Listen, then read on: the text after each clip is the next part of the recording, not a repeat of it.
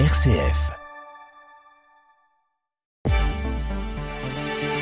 Bonjour à toutes, bonjour à tous, très bon réveil, merci de nous rejoindre pour votre journal d'information locale en Champagne en ce vendredi 9 janvier. Au sommaire, du côté d'Épernay, la maire sortante Christine Mazy officialise sa candidature au municipal de mars 2026. Sans surprise, l'ancienne première adjointe conduira une liste de rassemblement du centre et de la droite.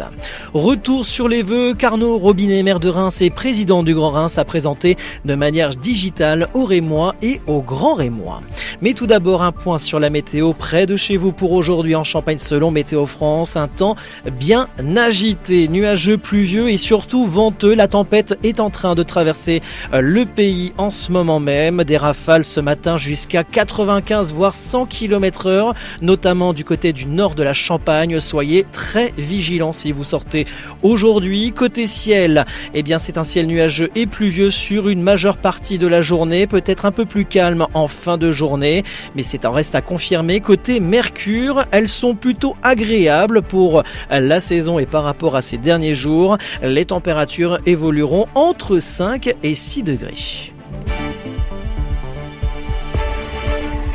L'information locale sur RCF, Christopher Fausten. Mais tout d'abord, la colère agricole monte d'un cran dans la région. Dans l'Aube, près d'une centaine d'agriculteurs se sont mobilisés hier après-midi à l'appel de la FDSEA et des jeunes agriculteurs. Blocage de péages et d'entrée d'autoroute, contrôle de camions et distribution de tracts aux automobilistes pour alerter sur leurs difficultés. Ils dénoncent l'excès de normes, les accords de libre-échange comme le Mercosur et les revenus insuffisants mettant en péril l'installation des jeunes. Et la mobilisation se poursuit ce vendredi, cette fois-ci dans la Marne. Des opérations escargots en tracteur sont annoncées vers 13h avec des rassemblements à Beaumont-sur-Vesle entre Châlons-Champagne et Reims, à Châlons-Champagne même et à Compertry et des convois en direction de la préfecture. Objectif, maintenir la pression et défendre l'avenir de l'agriculture et de la souveraineté alimentaire.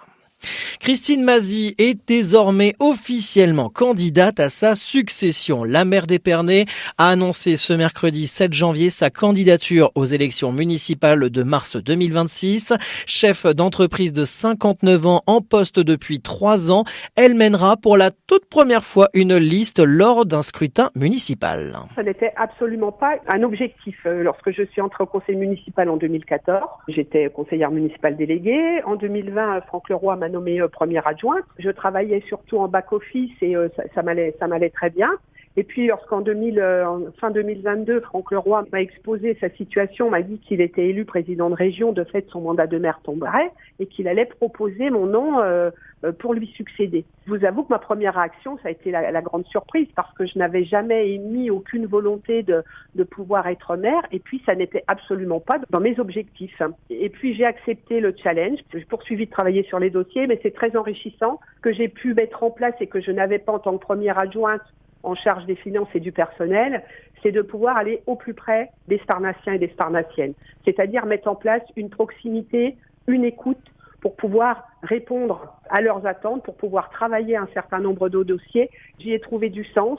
J'aime travailler avec mes collègues et tout ça fait que, oui, j'ai envie de poursuivre à développer des actions pour, encore une fois, répondre aux Sparnassiennes et aux Sparnassiens. Christine Mazy au téléphone avec RCF Cœur de Champagne, intitulé avec Christine Mazy, les Sparnassiens au cœur de notre projet. Sa liste sera présentée d'ici la fin du mois. La campagne s'annonce déjà animée à Épernay avec plusieurs candidats déclarés. Le socialiste Antoine Humbert de sa liste Un nouvel élan pour Épernay. Éric Laurency pour Épernay demain, soutenu par l'UDR et le Rassemblement national, ainsi que Valérie Gisclou pour Lutte ouvrière.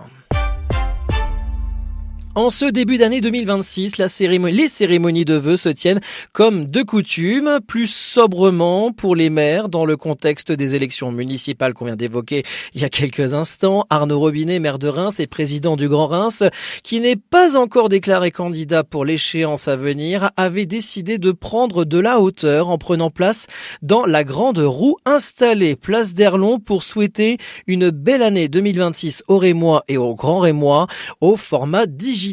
Extrait de la vidéo publiée sur les réseaux sociaux de la ville de Reims. Cette année, j'ai souhaité prendre un peu de hauteur, pas seulement pour observer cette vue magnifique que nous avons d'ici, mais surtout pour observer ce cœur battant, le cœur battant de notre ville et notre territoire, le Grand Reims.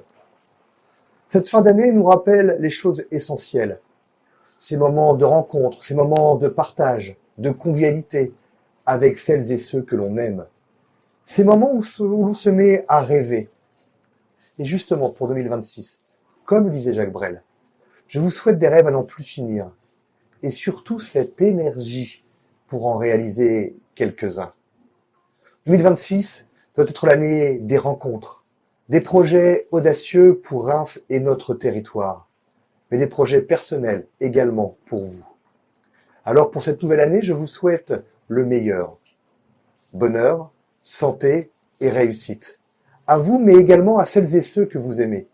Très belle année 2026. Arnaud Robinet, maire de Reims et président du Grand Reims, dont est suspendu à ses lèvres savoir s'il sera candidat à sa propre succession. Sa décision devrait être rendue publique très prochainement.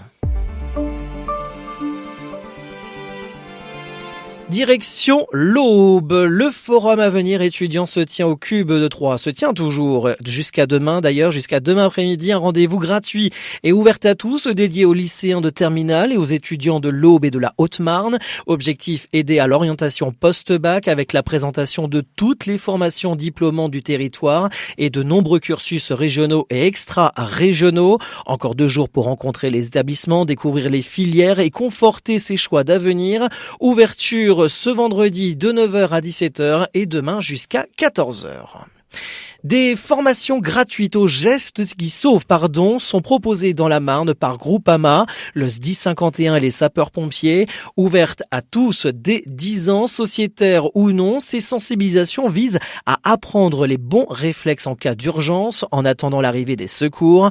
Depuis 2021, près de 4000 personnes ont déjà été formées. Les premières sessions 2026 auront lieu dès ce samedi 10 janvier à Verzenay et Épernay, puis à Fagnières, Vannes-les-Dames et Montmirail. Les inscriptions se font en ligne sur le site de Groupama. Chaque session dure 2 heures et donne lieu à une attestation. On retourne dans l'Aube et on retourne même du côté de Troyes. La Cité du Vitrail propose en ce début d'année des visites guidées et rencontres autour de ces vitraux d'exception. L'exposition temporaire Vitrail et BD se poursuit jusqu'au 8 mars, mettant en lumière des héros de la bande dessinée sur verre.